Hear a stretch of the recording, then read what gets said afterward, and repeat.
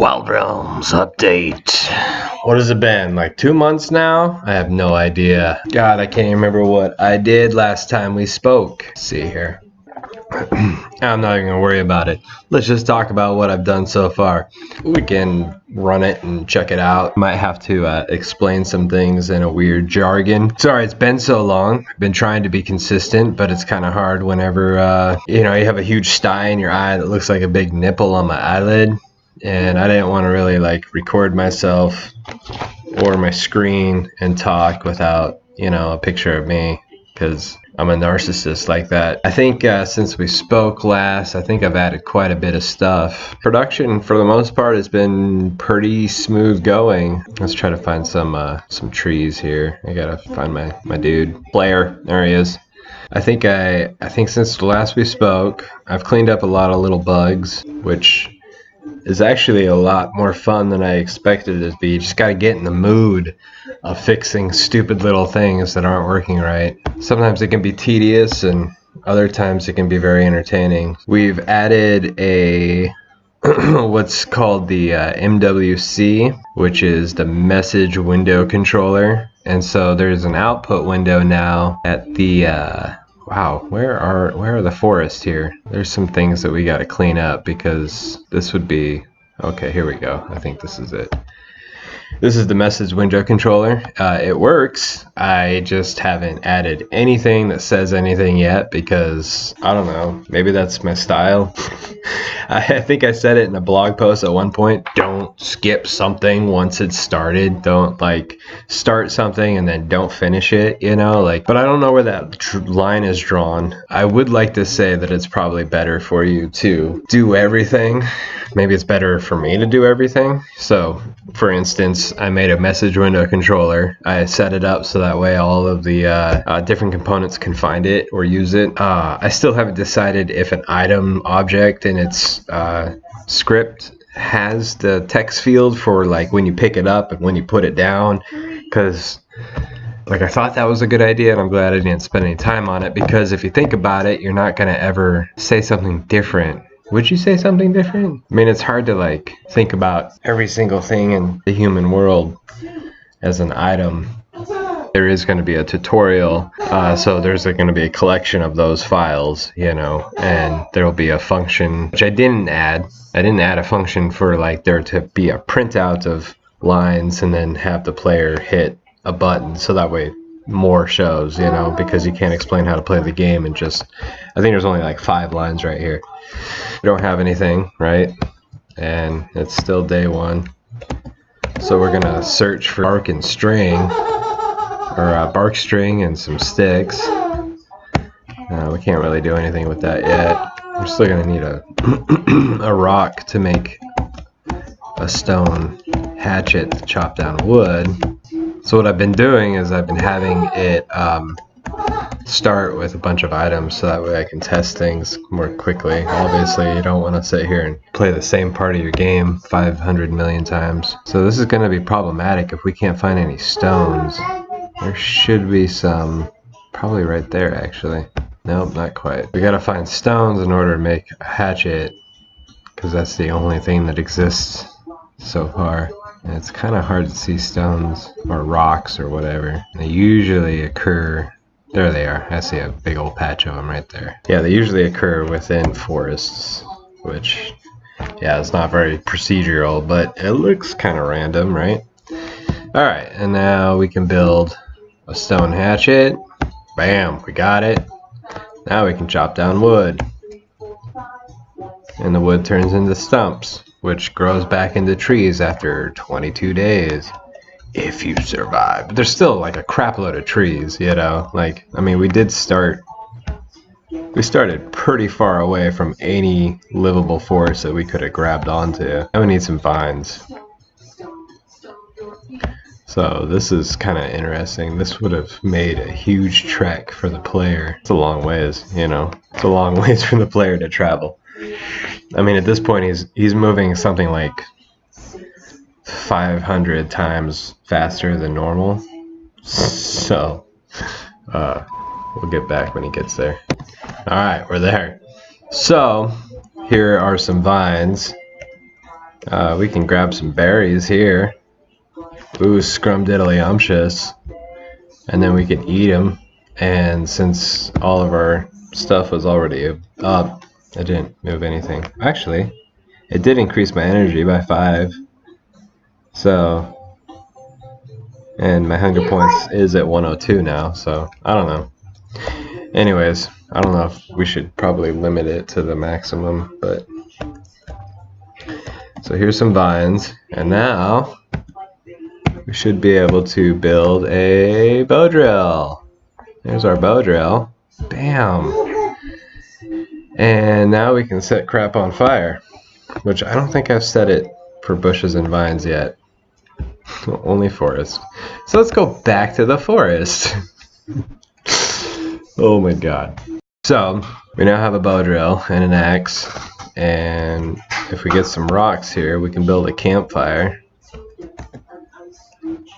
I can't remember how many you needed. I think it was 3. There we go. There's our little campfire. And then we can put our campfire out here. Ooh, it actually looks like a decent size. I don't think it's going to look right now. I think I changed that at one point because I was getting sick of seeing. So anyways, we use our bow drill on our fire, and boom, there's a little fire. That hurts you. Don't run into it. That was silly. Oh god, oh, stop hurting yourself. Oh yeah, it's taking off like no health. That's funny. Oh, there it goes. Yeah, no, it is hurting you. There you go. It is hurting you. I don't know how much it's hurting you, but it's not really hurting you that much. But anyways, there you go. A little campfire. And it even glows at night, which I'm really proud of. We'll set the game data to, since we just altered it. And there it is. I used up fire. And it looks really horrible. Let's turn the lights back on. There we go. Oh, I think I burned it out, huh? It burns out after a certain period of time. So, yeah, and it burned out as soon as it went to that. I think I switched a day. I don't know what I did. Yeah, let's get some more wood and build another one.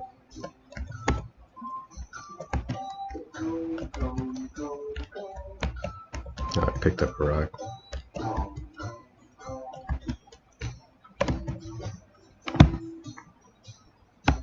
There we go. Build another one.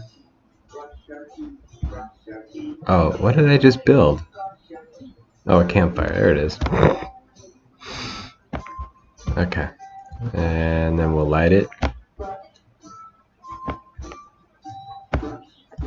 And there it is. Nice little campfire. The stones don't cast any shadows because they're flat stones. It's just a tile. So here, let's just speed up the time here. Hopefully it'll last. Oh yeah, see it does burn out at 20. It's only an 8-hour fire. So don't light fires in the middle of the day. Let's turn the lights back on, huh? So anyways, you can also, oops, what'd I do? 12. There we go. It's noon again. Still on day 1. We keep going back and forth in time. You can also start forest fires, but I'll show you that later. The next cool thing that I'm working on now is, I don't know how much wood I need to build a shelter, but I have a wood shelter now that we can build. And basically we're creating a new use type within the item object. So one use type is fire starter. So the bow drill is a fire starter. I can't imagine us not having more things to start a fire.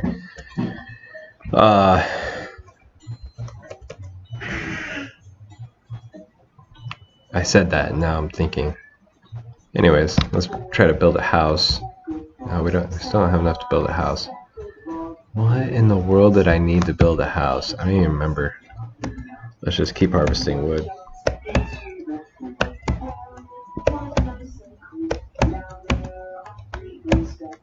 Obviously, this is like effortless. There's like, it's barely costing him any energy to do this.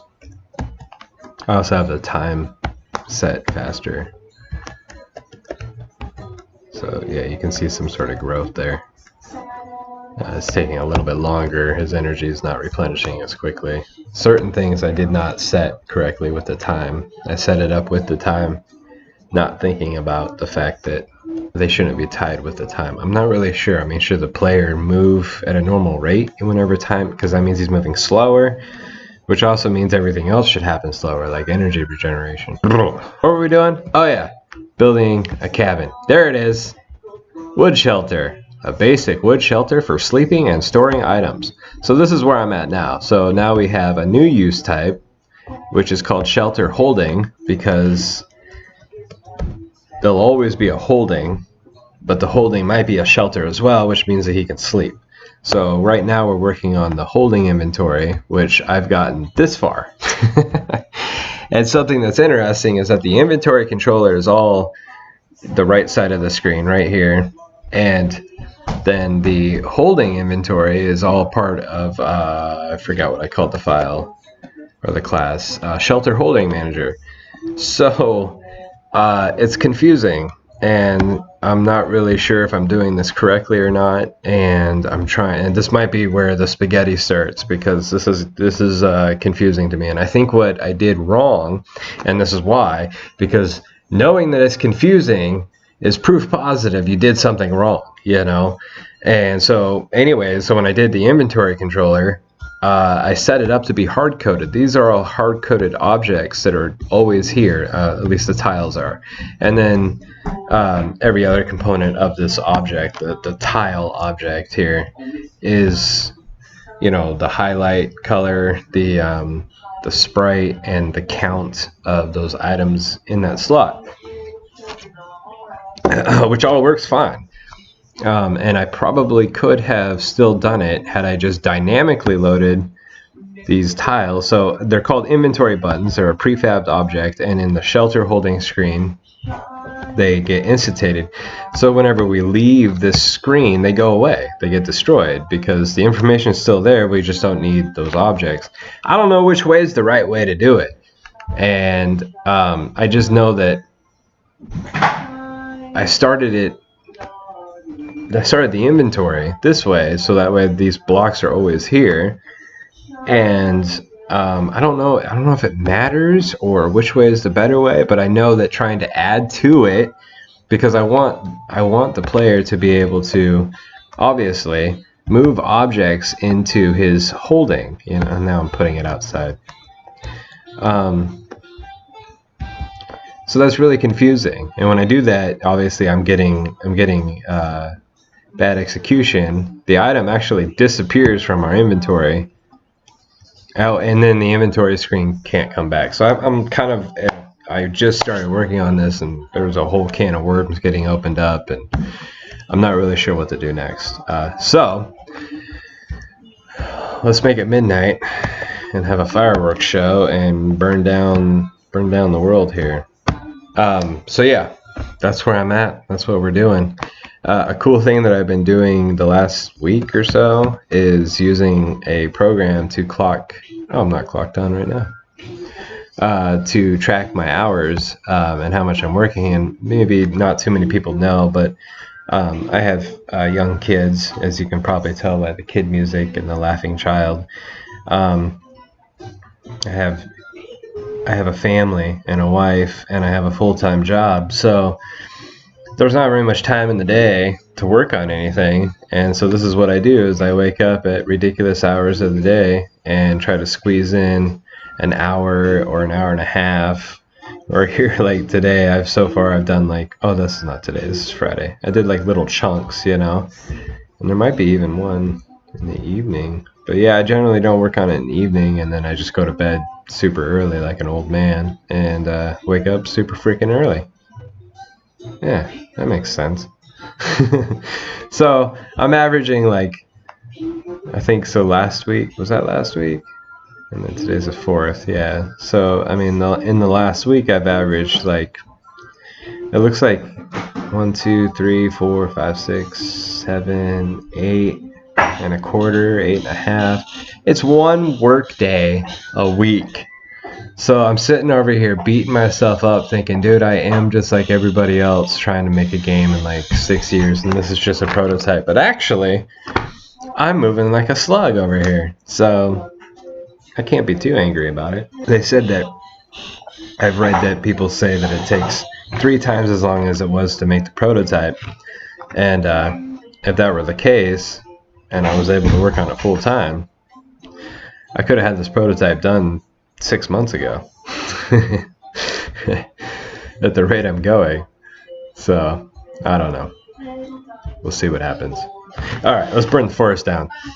Here, we'll burn a little patch. So what's kind of interesting is that I originally did this and I had, oh crap. I had an issue where I would set different fires and the light would be like absorbed in a way. So if there was like 3 or more fires, all of a sudden the light was moving away from one of the fires and prioritizing basically another fire. There is a priority in Unity's light system, and I didn't know that, and it was kind of funny because by setting the priority to what did I set it to? I set it to something like important, I think. There's only 3 options. It's like auto, important, and none, or something like that. And so I just changed it to important, and they all give off light. Problem is now is that it gives off way too much light. So I'll show you this, and it looks great. You know, like it doesn't look bad at all. It doesn't work with a forest fire, and I'll show you why. It's actually kind of hilarious. And the forest fire isn't working exactly as it should. It does everything it needs to for right now, but instead of spreading at a random kind of way, it doesn't spread in a random way. It just spreads. So, and it's weird because I swear to God, I programmed that correctly. I mean, sometimes logic can be fuzzy, and other times logic is, oh wait, we don't want to start the fire now. Oh, I have time stops. There we go.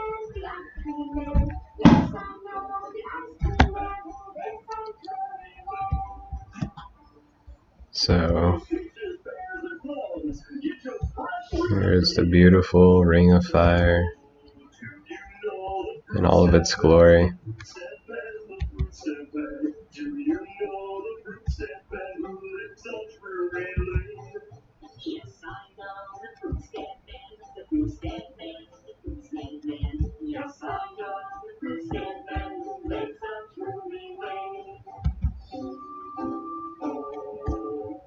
There it is. So it's really pretty. I don't know. I really think it's cool. The player lights up when he's around them, and the world around it lights up. So cool. And he gets hurt. And if we turn the rain on,